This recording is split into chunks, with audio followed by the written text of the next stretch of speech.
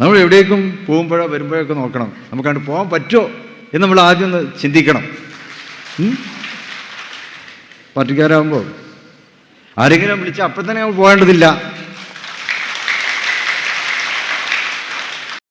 കേരളത്തിലെ ഏറ്റവും വലിയ ആത്മീയ പരിവേഷം ഉള്ള തറവാട് എന്ന് PR വർക്കിലൂടെ ആളുകളെ തെറ്റിദ്ധരിപ്പിച്ചുകൊണ്ടിരിക്കുക. എന്നിട്ട് മറുഭാഗത്ത് കേരളത്തിലെ സുന്നി സമൂഹത്തെ മുശ്രിക്കുകളും കാഫറുകളുമാണെന്ന് പറഞ്ഞ ഇവിടെ കേരളത്തിൽ ഉടലെടുത്ത ബിദ്ഈ പ്രസ്ഥാനം, അവര് അള്ളാഹുവിൻ്റെ അനുഗ്രഹം കൊണ്ട് അവർ തമ്മിലടിച്ചുകൊണ്ട് പിളർന്നപ്പോൾ ആ കക്ഷികളെ യോജിപ്പിക്കാൻ വേണ്ടി അഹോരാത്രം പണിയെടുക്കുക. എന്നിട്ട് അവര് കേരളത്തിലെ ഈ കക്ഷികൾ, ബിദ്അത്തിന്റെ മുജാഹിദിന്റെ കക്ഷികൾ പരസ്പരം തല്ലിയ ആളുകൾ, രണ്ട് ചിഹ്ന ഭിന്നമായ ആളുകളെ നന്നായി പണിയെടുത്ത് കൂട്ടി യോജിപ്പിച്ച് ഒരു ഐക്യം അവരുടെ ഇടയിൽ ഉണ്ടാക്കിയിട്ട് അത് ഈ തറവാട്ടുകാരാണ്, ഈ 1000 മഹലിന്റെ ഖാദിമാരായ ഈ തറവാട്ടുകാരാണെന്ന് മേനി പറഞ്ഞ് നടക്കുക. വളരെ ചുരുങ്ങിയ ശതമാനമായ കേരളത്തിലെ ബിദ്അത്തുകാരായ വഹാബികളും മൗദൂദികളും അവരെ മുഖ്യധാരയിലേക്ക് കൈപിടിച്ച് ഉയർത്തിക്കൊണ്ടുവന്ന് സുന്നി സമൂഹത്തിന്റെ നേതാക്കന്മാരുടെ കൂടെ ഇരുത്തിയിട്ട് പൊതുസമൂഹത്തിന്റെ മുമ്പിൽ ഇവരും വലിയ നേതാക്കന്മാരാണ്, വലിയ വലിയ മൗലാനമാരാണ് എന്നുള്ള ഒരു പരിവേഷം ഉണ്ടാക്കി കൊടുക്കുക. അവരുടെ പുസ്തക പ്രകാശനങ്ങൾ നിർവഹിച്ചു കൊടുക്കുക. അവരുടെ നേതാവ് ഒരു വലിയ മൗലവി മരണപ്പെട്ടപ്പോൾ എന്ത് ചെയ്തു? AP അബ്ദുൽ ഖാദർ മൗലവി എന്ന് പറഞ്ഞ KNMന്റെ അനിഷേധ്യനായ നേതാവ് മരണപ്പെട്ടപ്പോൾ മുസ്ലിം സമുദായത്തിൽ ഏറ്റവും വലിയ തീരാ നഷ്ടമാണ് സംഭവിച്ചത് എന്ന് പ്രഖ്യാപിക്കുക. കരുവള്ളി മുഹമ്മദ് മൗലവി മരിച്ചപ്പോൾ അതിനുവേണ്ടി ആ മൗലവിയെ പുകഴ്ത്താനും അദ്ദേഹത്തിൻ്റെ സേവനങ്ങൾ വിവരിക്കാനും എന്ന് പറഞ്ഞുകൊണ്ട് ലീഗ് മുഖപത്രമായ ചന്ദ്രികയിൽ അരപ്പേജ് ലേഖനം എഴുതി വിടുക. ഇതൊക്കെ നിരന്തരം ചെയ്തു വരുന്ന ആളുകൾ ഒരുപാടുണ്ട്. വഹാബികളുടെ നോമ്പ് തുറക്ക് പോവുക, അവരുടെ സമ്മേളനങ്ങൾക്ക് പോവുക, അവർക്ക് വേണ്ടുന്ന എല്ലാ ഒത്താശകളും ചെയ്തു കൊടുക്കുക. ഏറ്റവും അവസാനം നമ്മളിപ്പോൾ കുറച്ച് മുമ്പ് കേട്ടു, CH മുസ്തഫ മൗലവി എന്ന് പറയുന്ന CH മുസ്തഫ മൗലവിയുടെ അയാളെന്ന് പറഞ്ഞാൽ പച്ച കുഫിരിയത്ത് ദീനിന്റെ പേരിൽ വിളമ്പുന്ന സർവമത സത്യവാദം എന്ന പേരിൽ അവതരിപ്പിക്കുന്ന എല്ലാ മതക്കാരും ശരിയാണ്, എല്ലാ മതക്കാരും ഹക്കാണ്, എല്ലാവരും സ്വർഗാവകാശികളാണ് എന്നൊക്കെ വാദിക്കുന്ന, ദീനിന്റെ നിയമങ്ങൾ പച്ചയായി കാറ്റിൽ പറത്തുന്ന CH മുസ്തഫ മൗലവി എഴുതിയ ഖുർആന്റെ പേരിലുള്ള ഒരു പരിഭാഷയ്ക്ക് ഈ പറയുന്ന കേരളത്തിൽ ഏറ്റവും പോരിശിയാക്കപ്പെട്ടു എന്ന് ജനങ്ങളെ തെറ്റിദ്ധരിപ്പിച്ച തറവാട്ടിലുള്ള മറ്റൊരു തങ്ങൾ അതിന് അവതാരിക എഴുതി കൊടുക്കുക. നോക്കണം, ചുരുക്കി പറഞ്ഞാൽ ദീന് പൊളിക്കാനുള്ള എന്തെല്ലാം പണികളുണ്ടോ അതിനൊക്കെ ഒത്താശ ചെയ്തു കൊടുക്കാം. അവരുടെ ഏറ്റവും അവസാനത്തെ പരിപാടിയാണ് അഹ്ലുസുന്നയുടെ പേരിൽ വഹാബി മൗലവിമാരെ ഒന്നുമില്ല, സാധാരണക്കാർ കണ്ടാൽ പെട്ടെന്ന് മനസ്സിലാവും. അത്യാവശ്യം ദീനി ഈമാൻ ഉറച്ച ഒരു സുന്നിയെ സംബന്ധിച്ചിടത്തോളം മൗലവിയെ കണ്ട പെട്ടെന്ന് തിരിച്ചറിയും, തലയിലുണ്ടാവില്ല, നെഞ്ഞത്ത് കൈകെട്ടും.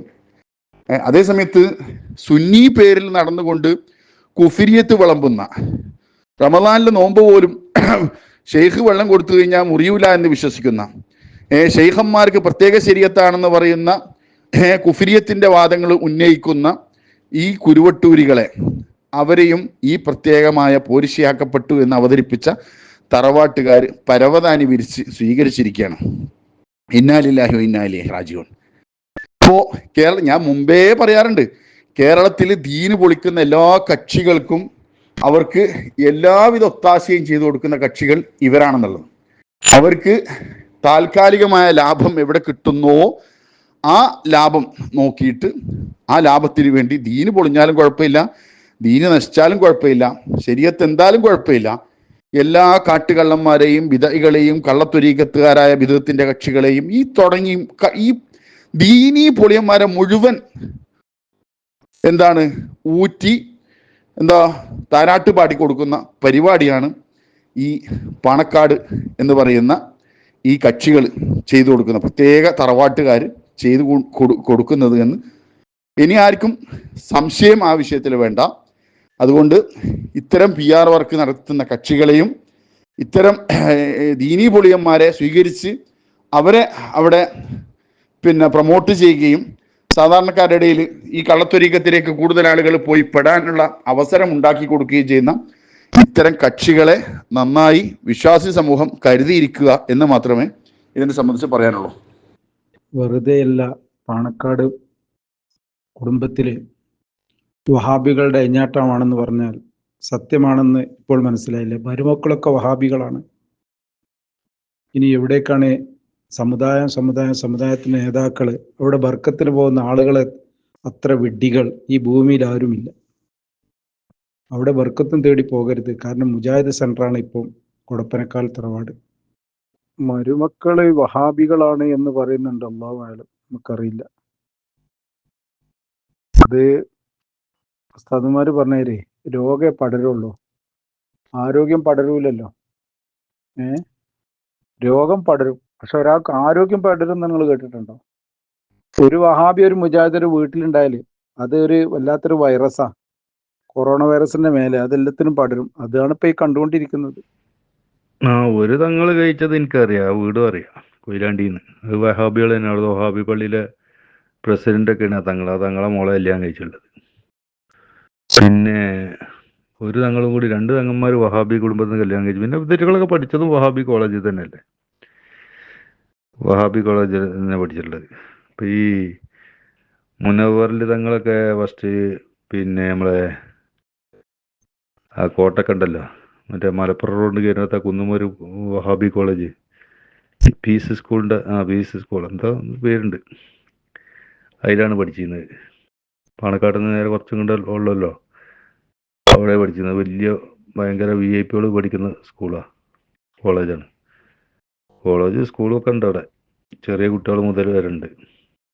ഇതല്ലേ പറഞ്ഞത്, വഹാബിക്കെതിരെ ഹിന്ദു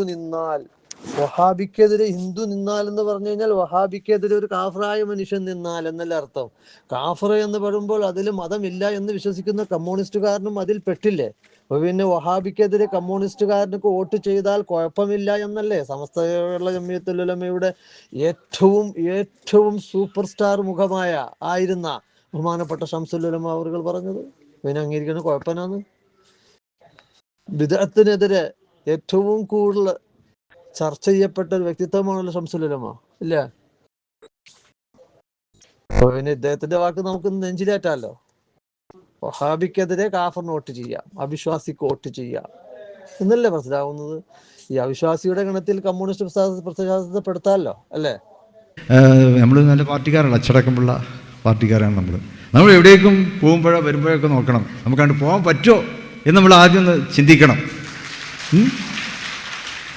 പാർട്ടിക്കാരാകുമ്പോൾ ആരെങ്കിലും വിളിച്ചാൽ അപ്പോൾ തന്നെ നമ്മൾ പോകേണ്ടതില്ല. അതിന് സാമുദായികമായിട്ടുള്ള പ്രത്യേകത നോക്കേണ്ടി വരും, രാജ്യസ്നേഹപരമായിട്ടുള്ള പ്രത്യേകതകൾ നോക്കേണ്ടി വരും, സാമൂഹ്യപരമായിട്ടുള്ള പ്രത്യേകതകൾ നോക്കേണ്ടി വരും. അതല്ലാതെ ആരെങ്കിലും വിരുന്നിന് വിളിച്ചാലൊക്കെ അപ്പം തന്നെ പോകേണ്ട കാര്യം മുസ്ലിം ലീഗുകാരെ സംബന്ധിച്ചിടത്തോളം ഇല്ല എന്നുകൂടി സൂചിപ്പിക്കുവാൻ ഞാൻ ആഗ്രഹിക്കുകയാണ്.